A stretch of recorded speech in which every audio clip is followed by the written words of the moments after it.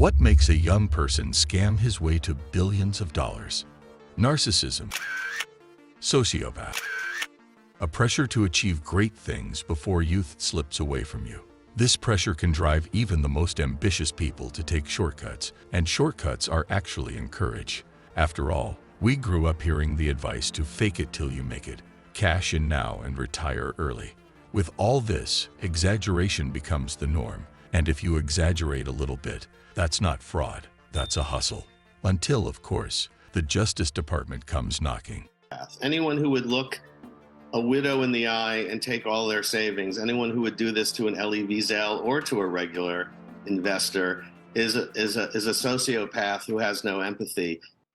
Just a few years ago, Charlie Javice was in his prime. The tech CEO was named on Forbes 30 Under 30 list in 2019 for her work on the Frank startup, which she referred to as the Amazon for higher education. What does that enticing but meaningless phrase mean?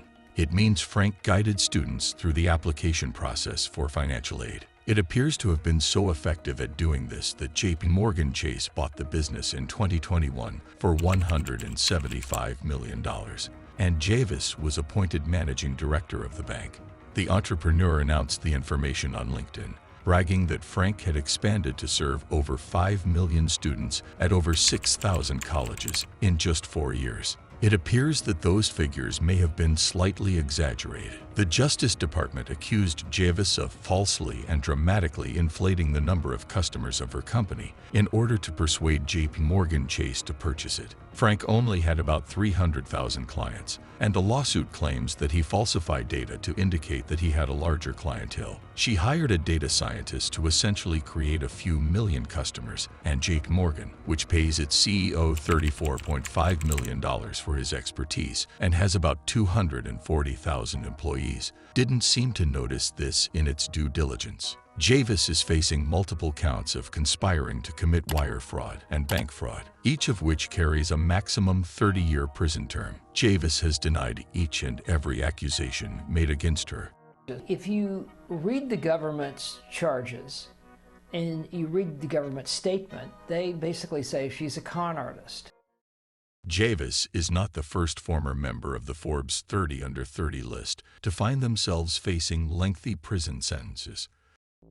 Sam Bankman-Fried made the list in 2021. His former cryptocurrency exchange, FTX, abruptly collapsed because he misled FTX investors and lenders and stole billions of dollars in customer funds to plug losses at Alameda, buy real estate, and make political contributions through an illegal straw donor scheme. Federal prosecutors have charged Sam Bankman-Fried with orchestrating a vast fraud that misappropriated billions of dollars in customer money from FTX. The authorities have also charged him with money laundering, bribing the Chinese government, and overseeing an illegal campaign finance scheme that showered tens of millions of dollars on Democratic and Republican candidates. He has pleaded not guilty to those charges. His lawyers at the New York firm Cohen & Gresser have said they are prepared to go to trial in federal court in Manhattan. Bankman-Fried's net worth was at $26 billion on November 11, 2022. Amid the bankruptcy of FTX, the Forbes Billionaires Index considered his net worth to have been reduced to zero.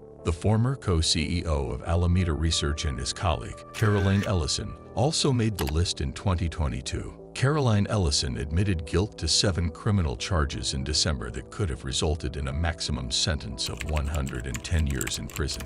As a result of her cooperation, she is likely to receive a much lighter sentence. Bankman-Fried was arrested and released on bail in December but confined to his parents' home. He faces an uphill legal battle. 3 of his top colleagues have pleaded guilty and are cooperating with prosecutors. If convicted, he could spend decades in a federal prison. Having watched his 2 interviews, the word delusional kept coming into mind, right? That he's in a reality that's not real. A lot of narcissism, a lot of grandiosity, but the reality is, like, Sam and his cohorts perpetuated a fraud. Another embarrassing former member of Forbes 30 Under 30 list is Martin Shkreli, who appeared on the Forbes list in the finance category in 2012. He received a 7-year prison sentence in 2018 for securities fraud, but upon his release in 2017, He immediately started an investing newsletter. Although Elizabeth Holmes was never included on the 30 Under 30 list, she did serve as the keynote speaker at the Forbes Under 30 Summit, earning her an honorable mention. The same goes for Trevor Milton, the creator of Nikola, a company that makes hydrogen-powered trucks, who was included on a 2020 Forbes list called 12 Under 40 that featured the 400 Forbes youngest billionaires. Trevor Milton, the 38-year-old college dropout behind zero-emission truck maker Nikola Motor, joins the ranks of America's richest millennials after tripling his net worth in less than a year. You know how he got rich so quickly. I'll tell you right now, with just a little sprinkling of crime. Most notably, Nikola created a demo video of its inoperative truck rolling downhill while tilting the camera to make it appear as though it were doing so on a flat surface. Milton was found guilty of fraud and will be sentenced. Without a doubt, he will be imprisoned. There are three things that people steal internally, or the reason they do. Number one is financial need. Now, everybody wants more money, right? You want to make more, I want to make more. But at some point, if somebody's gambling and they run out of money, they got to pay their kids' tuition, they got to pay their car payment or whatever.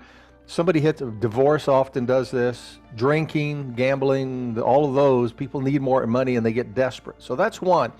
But they really don't steal if they don't have the second one, which is opportunity, and the third one, which I'll tell you in a second. But opportunity means that you can write the PO and write the check. No one knows that you're stealing. But if two people do it, it's a little tougher to steal, and the little devil on your shoulder says don't do it. The third one is rationale. So rationale, opportunity, and financial need are the three things that all kind of trip.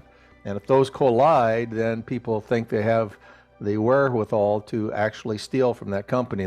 Most people who commit fraud are first-time offenders with no criminal history, and most often the fraud starts small and then increases once the opportunity is confirmed. Listen, young people have a tremendous potential to contribute to the economy and society through legitimate business ventures.